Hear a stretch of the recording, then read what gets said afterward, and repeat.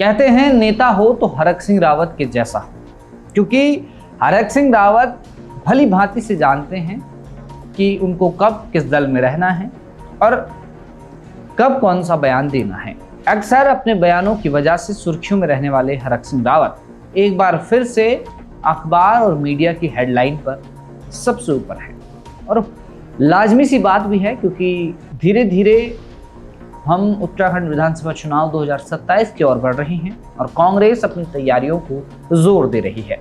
वहीं हरक सिंह रावत आए दिन बीजेपी के मंत्रियों पर, नेताओं पर एक एक से जुबानी हमले कर रहे हैं। आज की इस रिपोर्ट में हम आपको बताएंगे कि हरक सिंह रावत ऐसा क्यों करते हैं और नया कौन सा बयान दिया है जिससे खुद अब कांग्रेस पार्टी के अंदर हलचल मच गई है। नमस्कार, आप देख रहे हैं हिल मेल, मैं हूं आपके साथ विजय नेगी। जब बात बयानबाजी की हो तो हरक सिंह रावत से बेहतर सुर्खियां बटोरने वाला कौन होगा। कभी बीजेपी, कभी बसपा तो कभी कांग्रेस। राज्यों के राजनीतिक समीकरण चाहे जो भी हो, हरक सिंह रावत हमेशा चर्चा के केंद्र में रहते हैं। 6 बार के विधायक, कई बार मंत्री पद संभाल चुके और इस समय उत्तराखंड कांग्रेस की चुनाव प्रबंधन समिति के अध्यक्ष हरक सिंह रावत ने एक बार फिर एक ऐसा बयान दिया है जिसने न सिर्फ विरोधियों को चौंकाया है, बल्कि अपनी ही पार्टी के अंदर कई दावेदारों की धड़कनें भी तेज कर दी है। हरक सिंह रावत ने साफ शब्दों में कह दिया है कि उन्हें विधानसभा चुनाव लड़ने या विधायक बनने का कोई लालच या मोहमाया नहीं है। उनकी जिंदगी की बस एक ही ख्वाहिश बची है कि उत्तराखंड में कैसे भी करके कांग्रेस की सरकार को वापस लाया जाए।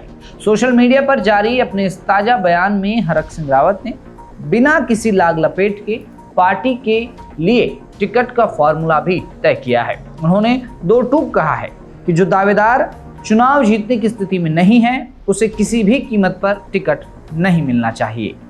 और बात सिर्फ दूसरों तक ही सीमित नहीं रही, हरक सिंह रावत ने खुद को भी इस दायरे में खड़ा कर दिया है। उन्होंने कहा कि अगर पार्टी को लगता है कि मैं यानी हरक सिंह भी चुनाव जीतने की हालत में नहीं है तो पार्टी को मुझे भी टिकट नहीं देना चाहिए। चुनाव लड़ना या विधायक बनना मेरा मकसद नहीं, मेरी तो एक ही मुहमाया है कि प्रदेश में कांग्रेस की सरकार बने। सहसपुर विधानसभा सीट का जिक्र करते हुए हरक सिंह रावत ने अपनी बात को साफ कर दिया। उन्होंने कहा कि अगर सहसपुर सीट पर पार्टी को लगता है कि हरक सिंह के अलावा और कोई भी ऐसा नेता है जो चुनाव जीत सकता है तो बेझिझक टिकट उसी को देना चाहिए। हरक सिंह रावत का यह बयान ऐसे समय में आया है जब आगामी विधानसभा चुनाव अब कुछ ही महीनों दूर है और टिकट पाने के लिए कांग्रेस के अंदर दावेदारों की लंबी लाइन खड़ी हो गई है। हरक सिंह रावत ने खुद माना कि प्रदेश की हर विधानसभा सीट पर आज 5 से 10 मजबूत दावेदार अपनी अपनी गोटियां सेट करने में लगे हुए हैं।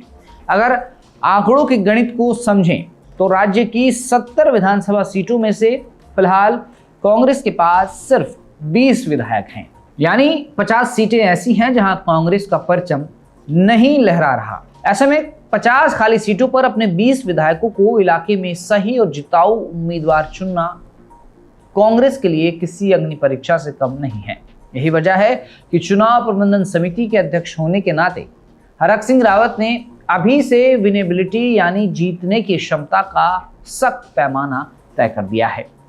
राजनीति का दशकों का अनुभव रखने वाले हरक सिंह रावत ने सिर्फ नसीहत नहीं दी, बल्कि चुनाव जीतने का एक खास फॉर्मूला भी सबके सामने रखा है। इस फॉर्मूले को आप हरक सिंह रावत की 25% वाली थ्योरी कह भी सकते हैं।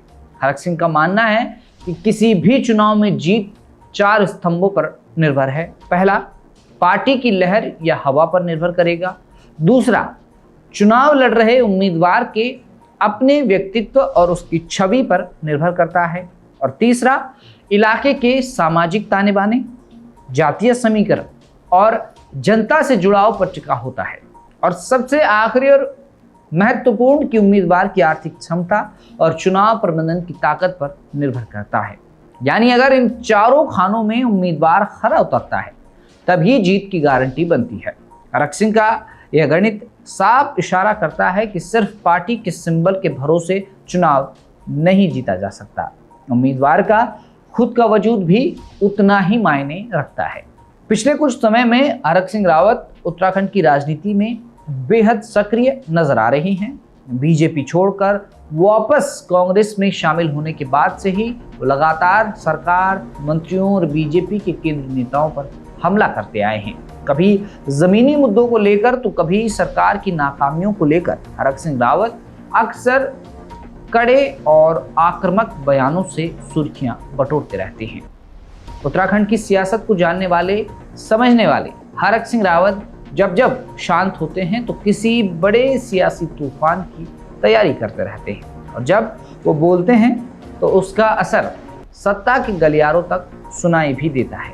विधानसभा चुनाव जैसे जैसे करीब आ रहे हैं, बीजेपी पर उनके हमले और तीखे होते जा रहे हैं। अब सवाल ये उठता है कि क्या हरक सिंह रावत का यह बयान वाकई एक राजनीतिक त्याग का संदेश है, या फिर यह पार्टी के अंदर उन नेताओं को सीधा संदेश है जो बिना जनाधार के टिकट की उम्मीद लगाए बैठे हैं। क्या कांग्रेस हरक सिंह रावत के इस जीतने वाली क्षमता वाले फॉर्मूले पर अमल कर पाएगी? खैर, मकसद चाहे जो भी हो, लेकिन हरक सिंह रावत ने एक बार फिर इस साबित कर दिया है कि उत्तराखंड की राजनीति का रुख चाहे जिस तरफ भी मोड़ा जाए, चर्चा के केंद्र में हमेशा हरक सिंह रावत रहेंगे। हरक सिंह रावत को हमने कई ऐसे बयान देते हुए सुना है जिसमें वो बीजेपी के नेता और मंत्रियों को निशाने पर लेते हैं, लेकिन अब हरक सिंह रावत ने साफ शब्दों में अपनी पार्टी के अंदर जो नेता टिकट की उम्मीद लगाए बैठे हैं बिना जनाधार लिए, उनको भी एक कड़ा संदेश दिया है। अब देखना यह है कि क्या इस नए फॉर्मूले से कांग्रेस को मजबूती मिलती है, क्या 2027 के चुनाव परिणामों में इसका कोई असर देखने को मिलता है, या आने वाला समय बताएगा। लेकिन आप लोग क्या मानते हैं, क्या हरक सिंह रावत का ये फॉर्मूला कांग्रेस को जीत दिलाने में काम करेगा, या फिर कांग्रेस की स्थिति 2017 और 2022 की तरह ही प्रदेश में बनी रहेगी? आप कमेंट में अपनी राय जरूर रखिए, और उत्तराखंड की तमाम खबरों को देखने और जानने के लिए आप देखते रहेंगे फिल्मी।